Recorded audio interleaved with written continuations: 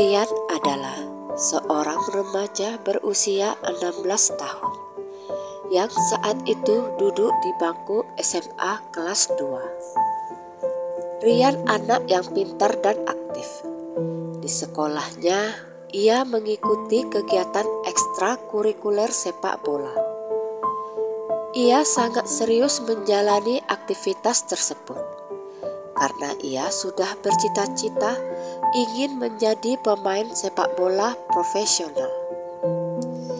Tidak pernah satu kali pun ia absen, karena kegigihannya membuat ia menjadi pemain andalan di sekolah. Pelatih sepak bola pun berharap banyak padanya. Hingga suatu ketika, Rian mengalami kejadian yang bahkan dalam mimpi pun ia berharap tidak akan pernah terjadi.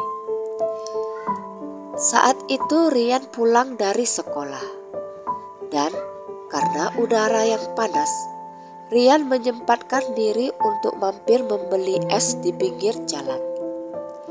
Naas bagi Rian, saat itu ada truk oleng ke pinggir jalan lalu menghantam tubuhnya. Tidak hanya Rian, gerobak bahkan si penjual es pun ikut terkena imbasnya. Isi gerobak berhamburan keluar. Si pedagang es mengalami luka-luka. Sedangkan Rian menjerit kesakitan karena ban truk telah melindas kaki kanannya. Warga sekitar berusaha memberi bantuan, sedangkan yang lain segera menghubungi pihak kepolisian. Rian dan bapak penjual es segera dilarikan ke rumah sakit untuk mendapatkan penanganan. Sedangkan si supir truk dibawa ke kantor polisi untuk dimintai keterangan. Betapa terkejutnya orang tua Rian ketika mendapat berita duka itu. Mereka pun segera menyusul ke rumah sakit. Dan berita buruk lainnya kembali menimpa mereka, di mana pihak rumah sakit menyatakan kalau tulang lutut Rian hancur dan harus segera diamputasi. Dunia Rian serasa hancur. Ia tidak ingin kehilangan kakinya. Baginya, sebagai seorang pemain sepak bola, kaki adalah segalanya. Jadi kalau ia harus kehilangan kaki, bagaimana caranya ia bisa bermain sepak bola? Bagaimana ia bisa mewujudkan mimpinya menjadi pemain sepak bola di masa depan? Tapi tidak ada pilihan lain. Kaki Rian memang harus diamputasi.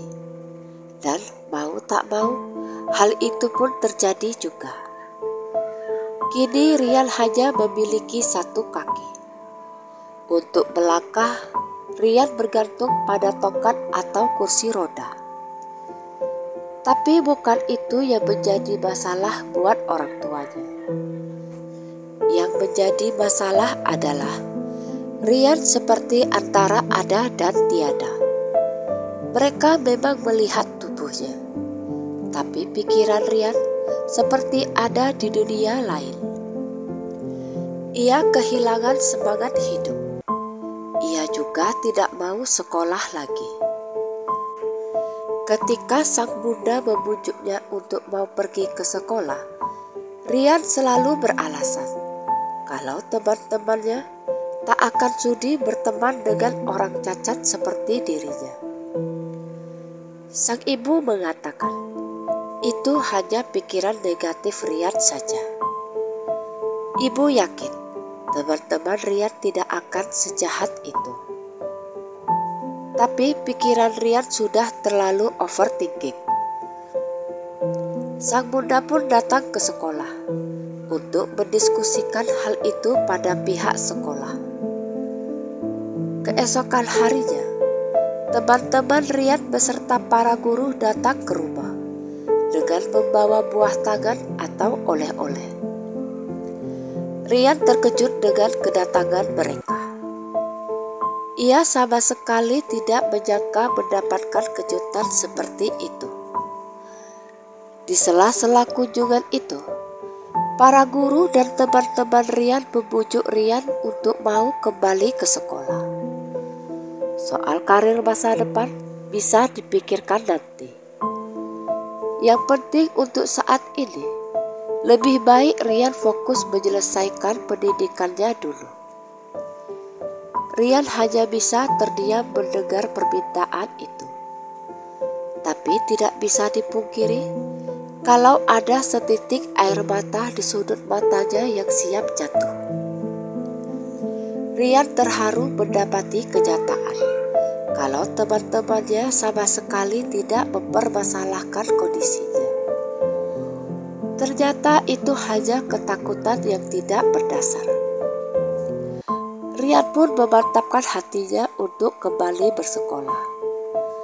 Teman-teman dan para guru berusaha memacu semangat Rian. Mereka tidak membiarkan Rian memikirkan kondisinya, yang hanya akan membuat Rian depresi. Rian pun akhirnya lulus dengan nilai memuaskan. Setelah lulus, ternyata Rian benar-benar tidak pernah bisa lepas dari dunia sepak bola. Atas saran salah seorang temannya, Rian kini memulai usaha dengan berdagang pernak-pernik sepak bola secara online di sosial media yang ia miliki. Dan karena Rian yang selalu rajin promosi, penjualannya mulai menunjukkan peningkatan. Ia pun kini bisa menghasilkan uang sendiri tanpa harus meminta kepada orang tuanya lagi.